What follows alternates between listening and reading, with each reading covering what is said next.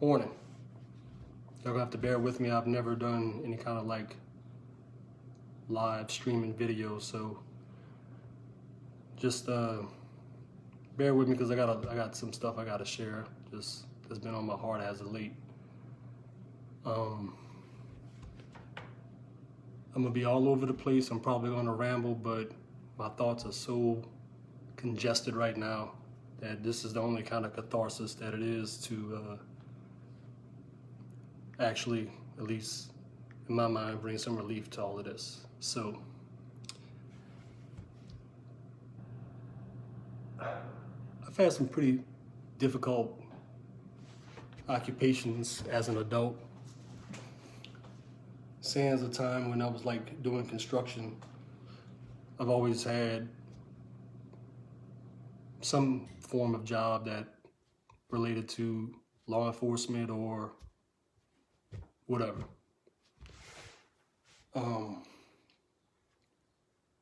I've worked in Alaska. That was backbreaking. I am more mentally and emotionally drained over the course of this last week than I think I've ever felt. And I've never done a live video because nothing has ever, I think, warranted the gravity of it. So with that said,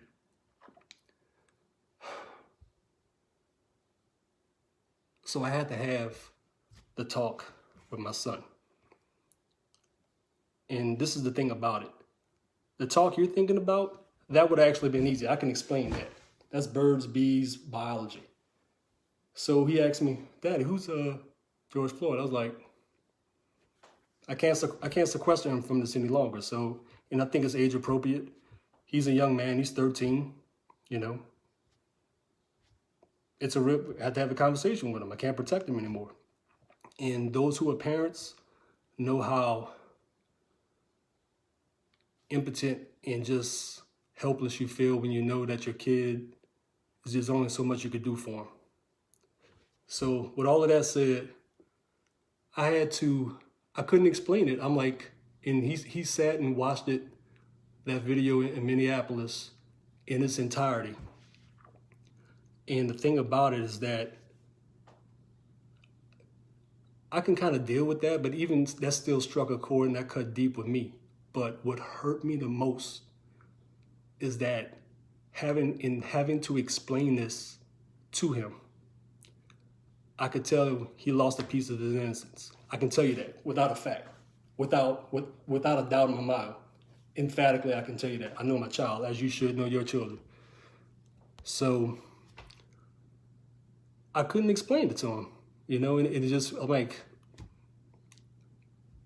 I was at a loss for words, and that's actually a rarity for me.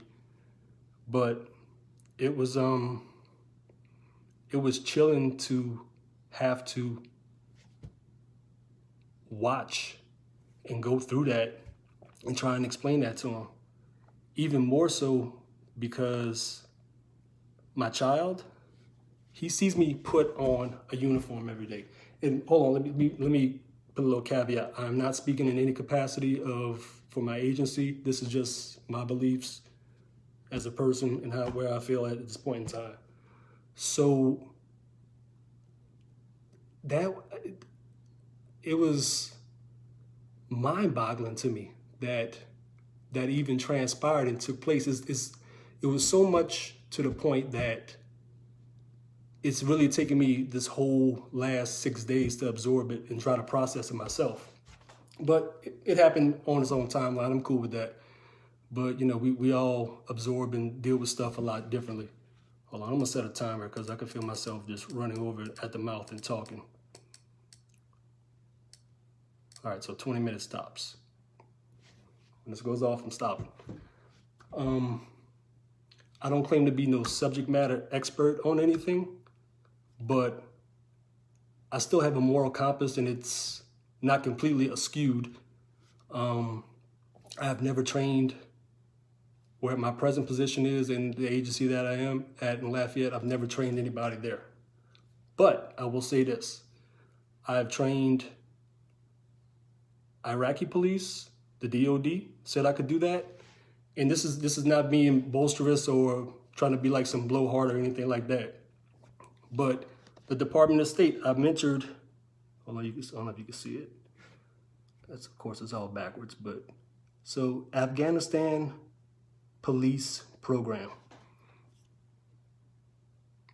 And I was a mentor and advisor. So basically we got the Afghan police, the AMP and whatnot. Shout out to all my Don Corps people out there. I will say that to say this. If the Department of State and Department of Defense said I could do it, okay, I'm gonna do it. There is no way that those people's actions or what they did is completely indefensible.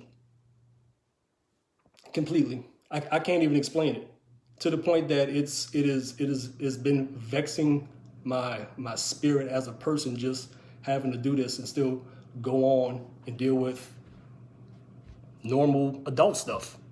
You know, between the COVID, the killer bees or hornets, wherever they're coming from in Asia, and just everything else, it's a lot. I get that. But this is something different, y'all, and I just hope that y'all recognize this, because if y'all don't see that there is a systemic problem that is plaguing us, and this is not just about skin tone, melanin, whatever, you know, whatever tribe you're claiming, cool. We're all grafted into one tribe, supposedly, if you, that's a whole nother story. But point being is, there's definitely something wrong with how we view each other.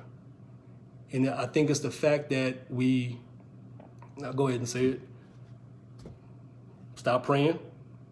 When you no longer can recognize that you were created by a higher purpose and another being, and you can recognize that in somebody else, that's empathy, that's sympathy.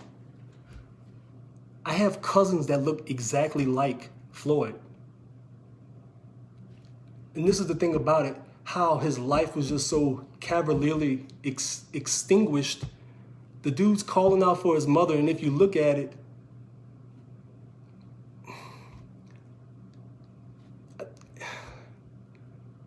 okay, just from a standpoint of being somebody who is going in total, like 10th year of law enforcement. If you got somebody in the prone, handcuffed on their stomach, and you can't control them, you are using the wrong tactics. Point blank. So you're telling me it takes 3 people, 3, to subdue an already handcuffed dude, and in light of all of the other stuff that's coming out with him being beat in the back of the unit and whatnot, it's deplorable. It's deplorable. There's no other word for it. I'm not going to bite my tongue on it. There's a lot of stuff boiling up inside of me and whatnot, but it's worrisome to the point that I, with a full heart, put a uniform on any day. And I love doing it. I love the leadership of our whole parish, all the municipalities. The reason that stuff doesn't happen down here is because we actually have leaders who, and there's safeguards in place. Point blank. Use of force out that you operated outside of policy, you're going, trust me. And there's people that I still rock with who had to leave for whatever reason. Cool, I understand it. Made a bad decision, understood. We all do it. But there's no excuse for that. There's no excuse for that. And what's more troubling is that seems to be the norm of what we're existing in right now. It's like, it's almost, we're so desensitized to the point that it's like, listen, I've and this ain't me, chest pounding or whatever and whatnot. I'm way past that. I'm getting too long in the tooth to be in a pissing contest or measuring my junk with anybody. Nothing to do with that. But I picked up fingers and body parts to ID people in Iraq through biometrics. I'm okay with that. Cool.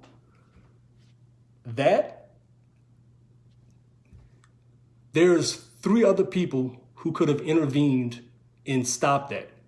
And I can say completely that has never happened in front of me, ever. Ever. And I would never let that happen, to the point being that I know the law and the parameters that I have to operate in. I've really been questioning myself. Had I been in Minneapolis on a vacation or just visiting somebody and would have saw that, you're obligated as a person, as a human being, to do something about that. And I just don't understand where the disconnect is. Look, I'm not trying to assign blame to anybody. I'm not trying to, we're past all of that. It doesn't even make any sense. Not gonna help.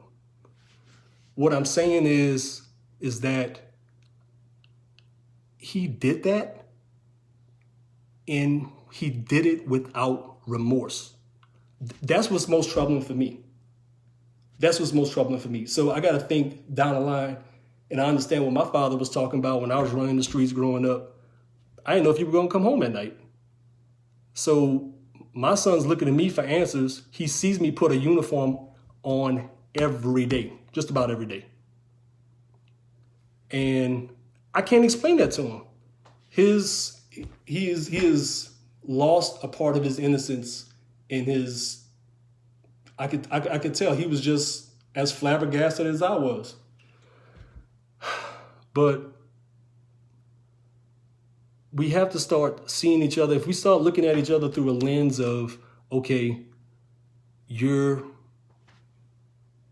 don't care about political lines, affiliations, but whatever. You can't govern morality to people. You just can't do it. Vice, all of that other stuff, you cannot do it. You can't. There's a difference between being, I guess, amoral and moral. You have a moral obligation to not let something like that happen in front of you. And I'm not saying do no wild stuff. Look, I got to still put a uniform on every day. When I go places, when I'm catching up on paperwork, got to find places where I can back in my rear end first, just in case somebody doesn't shoot up on me. So with all of that said, I'm not even saying I have the answer. And trust me, this is more like catharsis for me, because I just can't internalize this anymore. I have lost sleep behind this. And more so to the point, it's like, what if, God forbid, 10 years from now, my son's traveling, or one of my loved ones, somebody I hold dear, happens to run across somebody like that in the same mindset? Y'all might not have known Floyd. He was somebody. He meant something to somebody. That's it. He was a brother, probably. He had cousins, had a father, had a mother. Don't know the extent of their relationship. Regardless, he was so cavalierly snuffed out and everything taken away from him. And the thing about it, it didn't have to happen. It did not have to happen. That's my whole thing. It's like it's something that could have been completely avoided. And I know it ain't a policy issue, because what he did, there ain't no way you can do that. No, you cannot. That's positional asphyxiation. You can't do that. But the thing about what was so heinous and callous about it is it didn't register on that guy's mind at any point in time to, maybe I should back out and stop doing this. More so disturbing was the fact that nobody else decided to speak up. Again, look. Again, just for context purposes, trained Afghans, and Iraqis. Been to, and that's not me being boastful, just contextually speaking, I'm just trying to say, like, why I'm saying this. For the simple fact that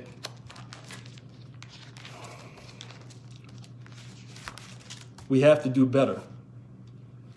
All right, so this is when I went through the academy. This is my certificate. All right, this is something called a post. Every state has a post right here. Louisiana Post Council.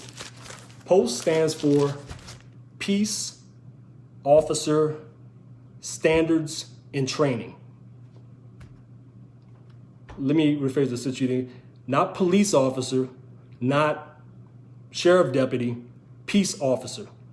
We are supposed to bring a calm to a situation. When all people lose their minds, everybody can't go crazy at the same time. We have to be that voice that steps in and be like, okay, let's chill. Peace officer.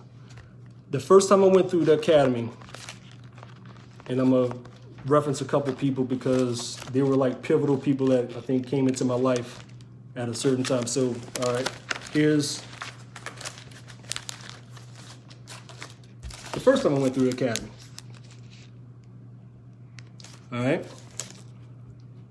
That was summer of '99. Lead instructor was a Francis Green. Told me something that completely changed my mind. He was a CB, great at it. He had the can-do attitude.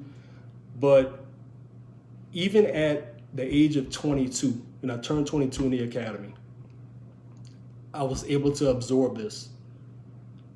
We serve at the pleasure of the public. By general consensus, we've all entered into this whole thing, this contractual thing called society, and we're saying we're going to play by the rules for the most part. Cool. You cannot govern and you cannot expect to have the respect of the population that you're supposed to be protecting if they don't trust you. Like, I don't understand this. Cannot understand it. Like, and this is keeping it real. We literally are hanging on by a thread. Like, people don't see this. I'm lucky enough that I guess God decided to bless me with some discernment and whatnot. But you cannot do, nothing can take place without security. Nothing. In churches, in schools, love my current position. School resource officer. Absolutely love it. Found my calling. It's beautiful. It really is. It really is. What's more pure than actually being the guardians of the future, protecting kids? I am so cool with that. I've done it for the Department of State. I've done it for Department of Defense.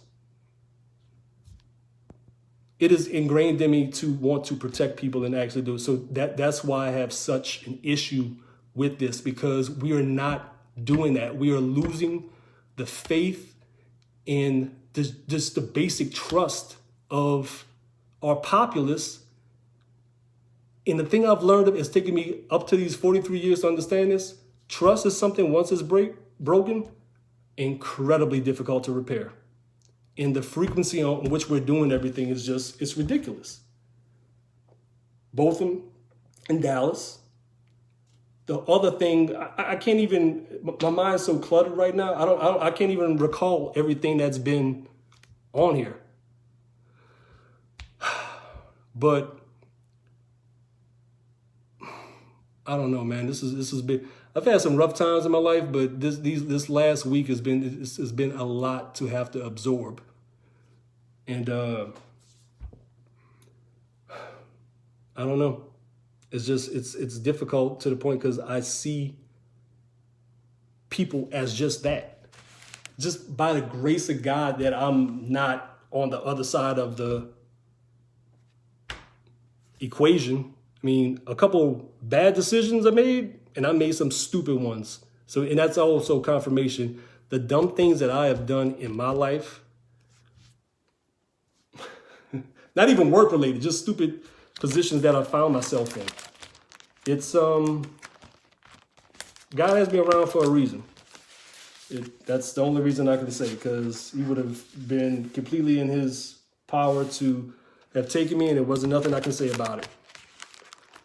So I don't know. Like I said, we have to do a lot better than what we've been doing, man. Because this is just ridiculous. But I would be remiss to not talk about on the other equation of it. Like, I recognize everything, but I also see it through the lens of law enforcement. Not everybody's like that. Please believe. And I say that with all sincerity. I mean, I don't know what else to say. Yes, there are some bad apples out there. Of course, there is. But there's more of us good ones, and the good ones would never let nothing like that happen.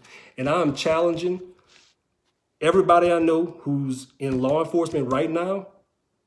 If you don't speak up and say something against this, like actually against it, and just validate the fact that we're having problems, if you don't condemn what took place, I'm unfriending you. I'll give you to Friday. You got to put something up, because silence is consent, and I can't abide by that. I can't abide by that. It's just there's no way possible that anything I can every fiber of my being is not gonna let me do nothing like that.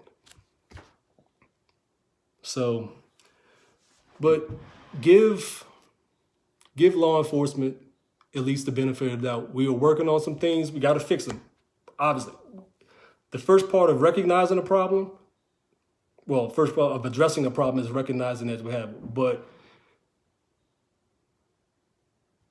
for the most, we want to make it right. Like, I can't think of any critical incident in our parish, in our jurisdiction, that wasn't warranted.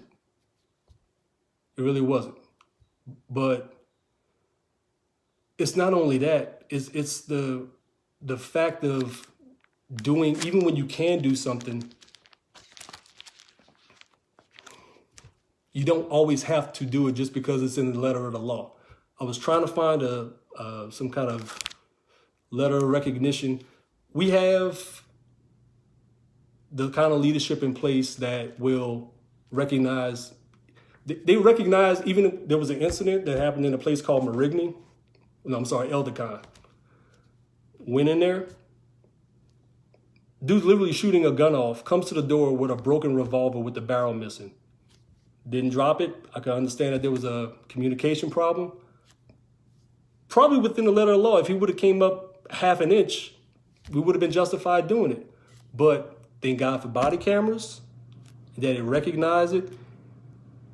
We were commended for doing,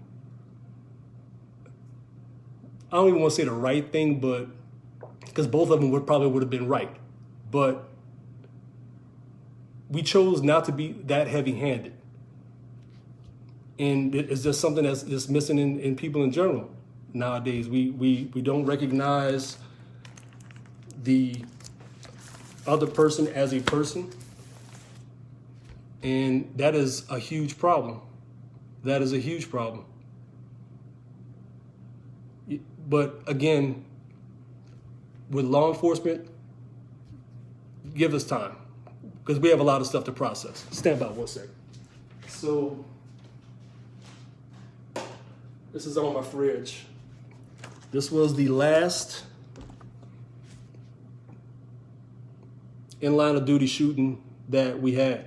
And actually, at one point, I went to go interview like years ago, like 7-8 years ago, something like that, to interview with the PD.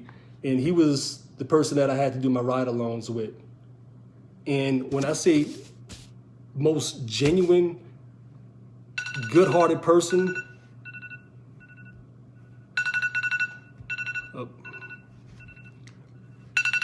and there's no doubt in my mind that the night his life was taken, if he would really had a chance, this dude was a gunslinger.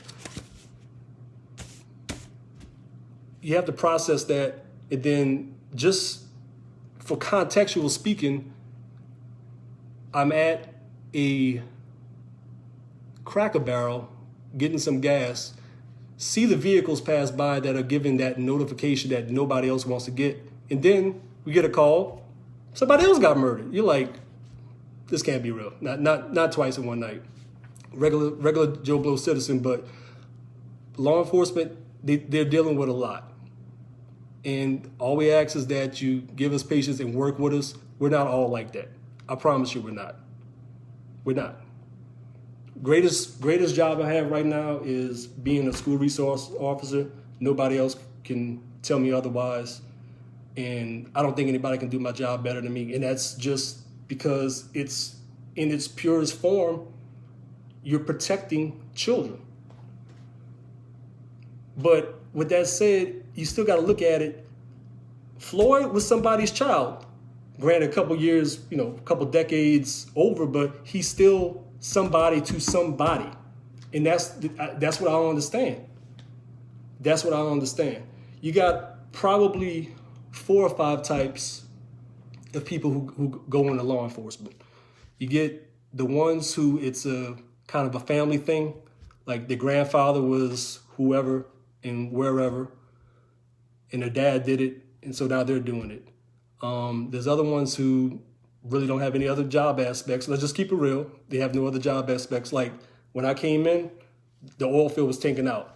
Slew of applications. People coming from the oil field. Well, I guess I got to get a real job. Okay. Then you have people who see it as a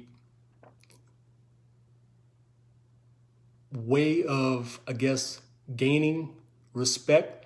And please understand this. There's a difference between commanding respect and demanding respect. 2 different things. 2 completely different things. If you was a punk in high school and got picked on and thrown in the lockers, you're going to be a punk with a badge. There's no 2 ways about it. There's no 2 ways about it. Point blank. Point blank. Just because you put a weapon on your hip, doesn't add inches to your manhood. And the fact that you can assert your will on somebody, the gravity of that, there's nothing worse than that. We meet people at their absolute worst times. Nobody likes cops. Everybody loves firefighters. I get it. Nobody wants to be told what to do. Nobody actually wants to have to listen to a police officer. I don't like being told what to do. I don't. I get it. I said all that to say this.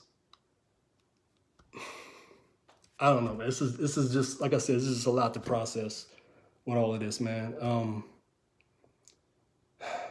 Bro.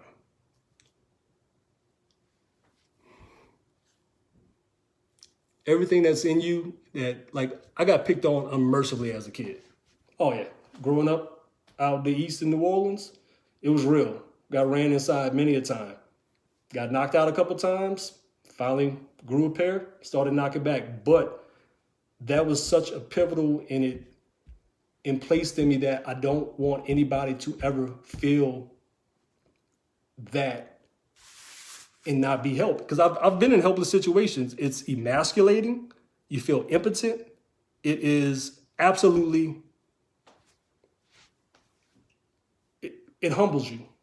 When I was 22 and still thought I had an S on my chest and could, whatever, go out and just was trying to make a name for myself and whatnot, you're 22 for a reason. At 43, I understand how fragile and delicate life is and that tomorrow's not promised to anybody. And it's so much. Since December, I have lost 11 people that were very close to me. And that's really a humbling situation.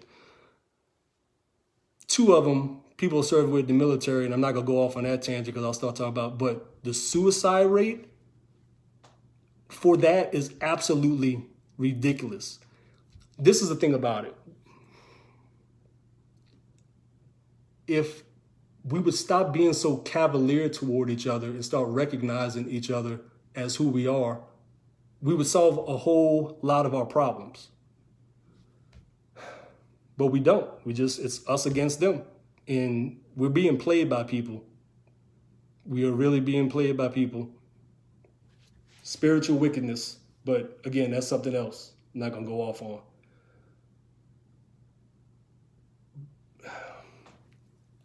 I don't know. It's really hard when you lose your bearing on something, because this has been really hard to deal with these last couple of days. I mean, I don't know what else and how else to say it, but I don't know. All right, I already went over my time, so I'm gonna get off. But I'm so serious about that. I will be actively checking my friends, especially the ones who I'm 10-8 with. If I don't hear something, at least a post or something saying that is not us. Okay, definitively, line being drawn in the sand. We will stand apart. I promise you this. And I'm not saying that but thank you. You're going to show your true colors. And you know what? That has to. We have to sift through all of the wheat to get through the chaff and separate it. Real talk. And people who I know I'm talking about, they know what I'm talking about. But this is absolutely deplorable. And hey, we've had leadership saying, hey, if you're not with us, you're against us. In this instance, it's the same thing. It's the exact same thing. Silence is consent. And I can't stand by. I've worn many a uniform. I've been gimped up, sent to Walter Reed, got spat on, yada, yada, yada. Cool, whatever. But even after the uniform changes, you still are, and you still have to be the person that you have to live with and be comfortable with.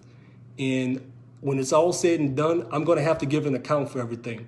There's no way I can let this pass and not say anything. Okay, I grew up in the NO.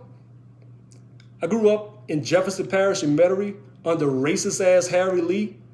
Put it to you like this. The first time I ever dealt with Jefferson Parish police was at the Lakeside Mall, and it was a Hispanic deputy. And granted, we were kids. We were hanging out in the parking lot, being loud, causing attention, doing what kids do. Gets out, told us to disperse, but we were being loud, plus he had a heavy accent, couldn't understand him. I was like, what did you say? And I understand my tone probably was not the best, but I wasn't meaning it in any kind of malicious or I wasn't trying to go against the grain or challenge his authority. But looks at me, proceeds to get out, pull out a PR-24, hit me in my solar plexus, and I was like, okay, all right, well, this is real. Even through all of that, that was such a pivotal, and I would not change it for nothing in the world, because I was like, this is not right. How that resonated with me, and I knew it wasn't right because I just got the wind knocked out of me. This is still on that same level of decency to say that is not right. It's not. It isn't. It is not right in no way, shape, form. And the bad ones are making our job a lot harder. You really are. So I'm gonna get off because I done went over my time like that. I said I wasn't going to do anyway, but man, this is like my spirit is vexed behind all of this, because I got to put on the normal face of being a dad when I come home, get on daddy detail. Hey, daddy, how was your day? I can't share all of that with him. And more so to the point, it's like I still have to get him abreast and up to speed on stuff. Like, Clyde, when you get stopped, if you ever get stopped by the police, it might not be somebody I know. They might not know you as a person. They might not recognize your last name, even though he has the first, middle, last name, different suffix. But I can't in good conscience, having had that talk with him today and not express what's really on my heart. And this has nothing to do with, like I said, this ain't no political, nothing, furthest thing from it. This is about just being a decent human being. Point blank. I don't care about who you roll with, if you fly rebel flags or whatever. Cool. If your heritage means that much to you, so be it. I'm going to put it to you like this. Being in a combat theater is probably, it's like a pressure cooker. Hottest day I ever had in Iraq was 141. But it's a pressure cooker in the sense that you can only keep up a facade for so long.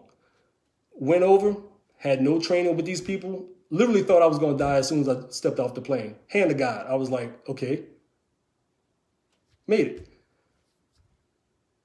Get to the unit, no cohesiveness with the people I'm literally like gotten thrown in the mix with. And first deployment was in Tikrit.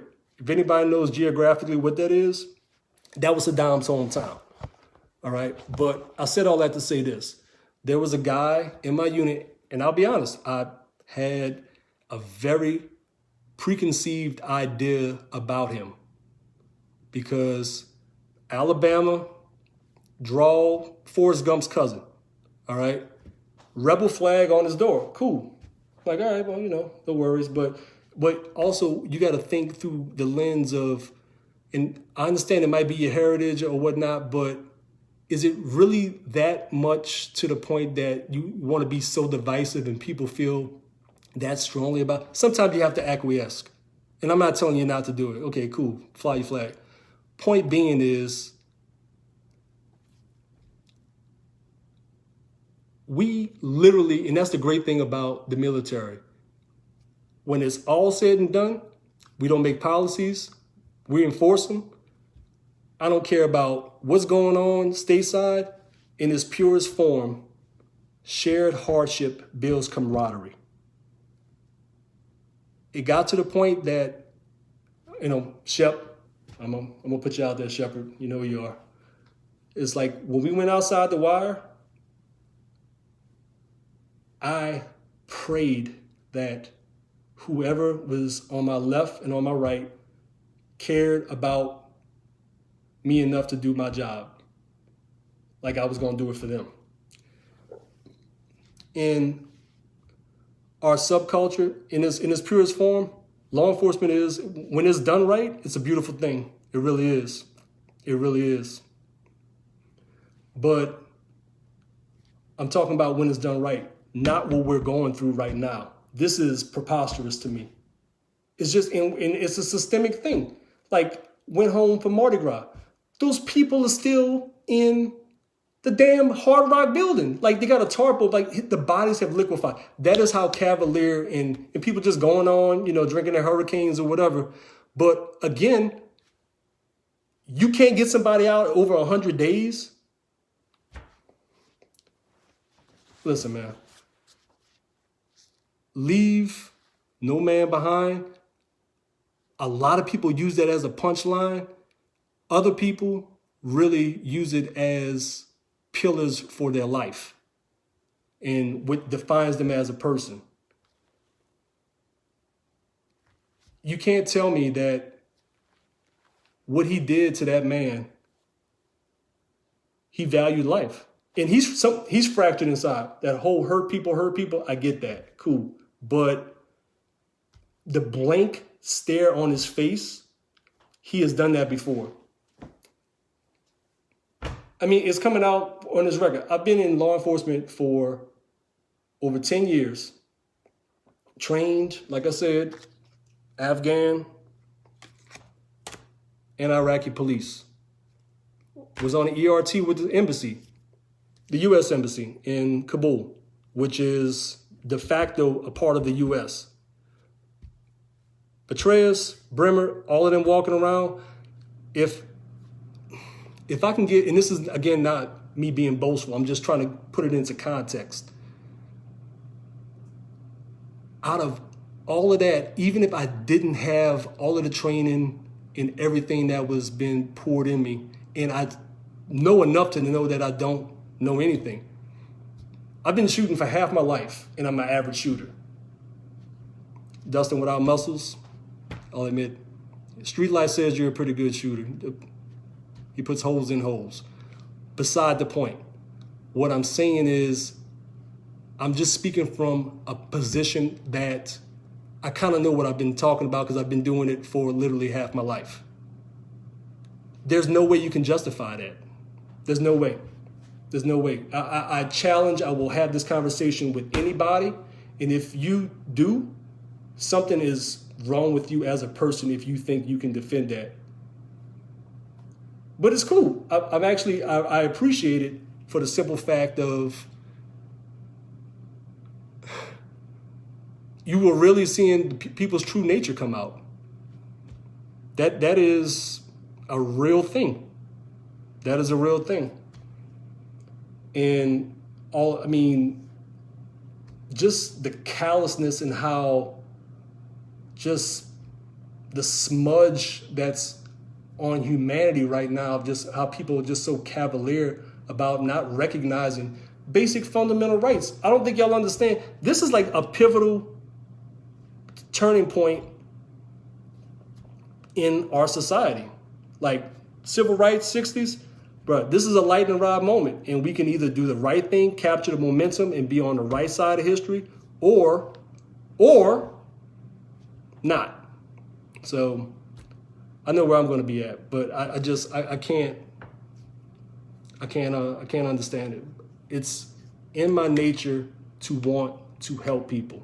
It truly is. And it's not a cliche. It ain't a punchline. It is something I believe in down to the fiber of my being. I really do. Every job I've had, sans being in the Army, I've always been in a defensive posture, protecting people.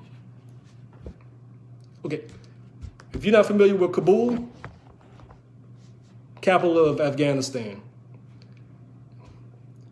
if the Department of State says I can guard our interests there, I think I kind of know what I'm talking about. And look, I'm not Tommy Toughnuts. There's way people out there way much more badder than me, but I am remiss to not say anything for the simple fact that I got to ask this.